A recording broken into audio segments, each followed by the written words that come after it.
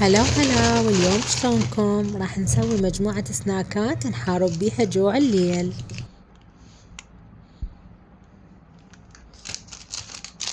احجولي شنو هي أكثر النساتيل وأكثر الكيكات وأكثر الشباسة اللي انتو تحبوها.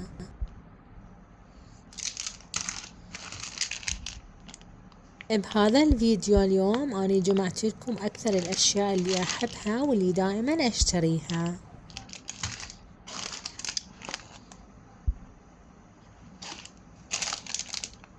علاقتكم بالاندومي شلونها؟ واكثر شي تحبون الصفرة لو الخضرة لو البرتقالي؟ اني اكثر شي احب الصفرة وبعدين احب البرتقالي واخير وحدة الخضرة.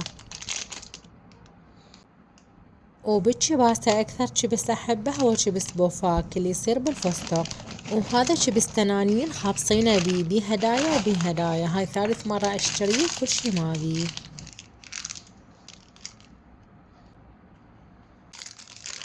هنا دا ارتب لكم البورد حتى تشوفوه بشكل حلو. خليت النساتر كلها قدامكم.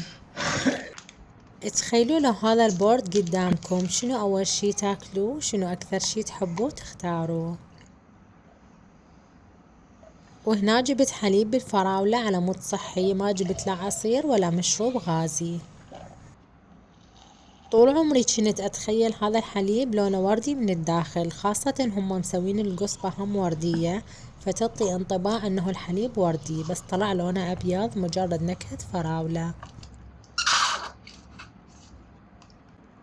هذا اكثر نوع من كيكة باب الآغا احبه واحسه طيب، ويا حليب الفراولة كان طعمه يجنن.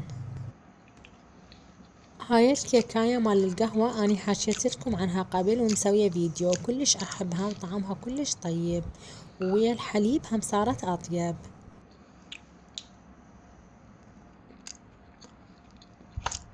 هذا البسكت بالجبن كلش طيب وطعمه بيه حلا خفيفة، اول مرة اذوقه وعجبني.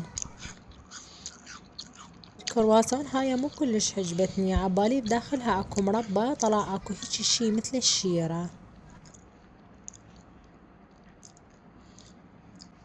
هذا النوع من الكيك اني احب اللي بطعم الليمون، هاي اللي بالكاكاو طيبة بس مو كلش، ام الليمون اطيب.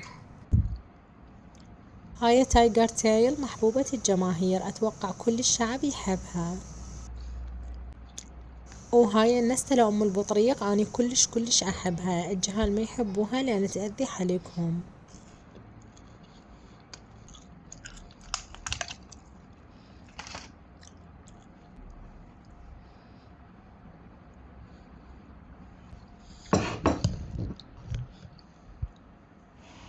شيبس ليز بالجبنة طعمه طيب، وليز بالاعشاب لا ماكس بالاعشاب هم طعمه طيب. شيبس تنانين هم طعمه طيب، بس شو ليش ما بيه هدايا؟ حطولنا هدايا.